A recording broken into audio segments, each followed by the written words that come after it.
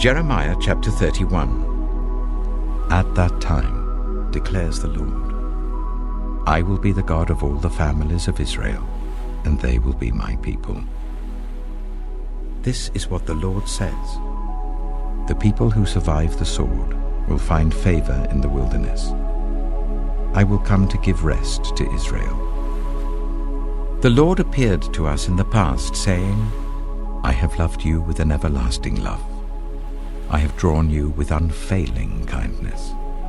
I will build you up again, and you, virgin Israel, will be rebuilt. Again you will take up your tambourines and go out to dance with the joyful. Again you will plant vineyards on the hills of Samaria. The farmers will plant them and enjoy their fruit. There will be a day when watchmen cry out on the hills of Ephraim, Come, let us go up to Zion, to the Lord our God. This is what the Lord says. Sing with joy for Jacob. Shout for the foremost of the nations. Make your praises heard and say, Lord, save your people, the remnant of Israel. See, I will bring them from the land of the north and gather them from the ends of the earth. Among them will be the blind and the lame, expectant mothers and women in labor. A great throng will return. They will come with weeping. They will pray as I bring them back. I will lead them beside streams of water on a level path where they will not stumble, because I am Israel's father, and Ephraim is my firstborn son. Hear the word of the Lord, you nations. Proclaim it in distant coastlands. He who scattered Israel will gather them and will watch over his flock like a shepherd. For the Lord will deliver Jacob and redeem them from the hand of those stronger than they. They will come and shout for joy on the heights of Zion. They will rejoice in the bounty of the Lord, the grain, the new wine, and the olive oil, the young of the flocks and herds. They will be like a well-watered garden, and they will sorrow no more. Then young women will dance and be glad, young men and old as well. I will turn their mourning into gladness. I will give them comfort and joy instead of sorrow. I will satisfy the priests with abundance, and my people will be filled with my bounty, declares the Lord. This is what the Lord says. A voice is heard in Ramah, mourning and great weeping.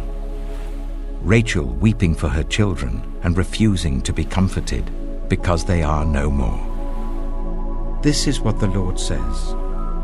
Restrain your voice from weeping and your eyes from tears, for your work will be rewarded, declares the Lord. They will return from the land of the enemy. So there is hope for your descendants, declares the Lord. Your children will return to their own land. I have surely heard Ephraim's moaning. You disciplined me like an unruly calf, and I have been disciplined. Restore me, and I will return, because you are the Lord my God. After I strayed, I repented. After I came to understand, I beat my breast. I was ashamed and humiliated because I bore the disgrace of my youth. Is not Ephraim my dear son, the child in whom I delight? Though I often speak against him, I still remember him. Therefore my heart yearns for him. I have great compassion for him, declares the Lord. Set up road signs. Put up guideposts. Take note of the highway, the route that you take. Return, virgin Israel, return to your towns. How long will you wander, unfaithful daughter Israel? The Lord will create a new thing on earth. The woman will return to the man. This is what the Lord Almighty, the God of Israel, says. When I bring them back from captivity, the people in the land of Judah and in its towns will once again use these words. The Lord bless you, you prosperous city. you sacred mountain.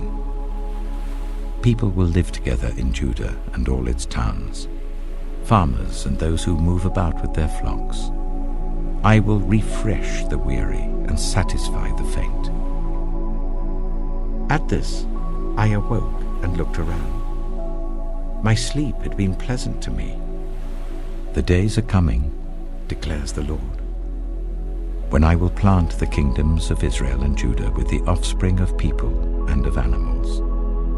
Just as I watched over them to uproot and tear down, and to overthrow, destroy, and bring disaster, so I will watch over them to build and to plant, declares the Lord. In those days, people will no longer say, "The parents have eaten sour grapes, and the children's teeth are set on edge." Instead, everyone will die for their own sin.